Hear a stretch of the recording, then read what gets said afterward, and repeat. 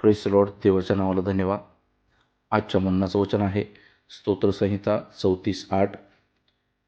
परमेश्वर किती चांगला आहे याचा अनुभव घेऊन पहा. जो त्याच्यावर भाव ठेवतो तो पुरुष धन्य.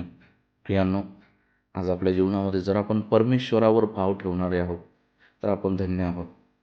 कारण की परमेश्वर जो आहे, सर्व गोष्टीचा पुरवठा करणारा परमेश्वर जो आहे तो आहे. तो म्हणतो, मी आपल्या भक्तास लागेल ते झोपेतही देतो.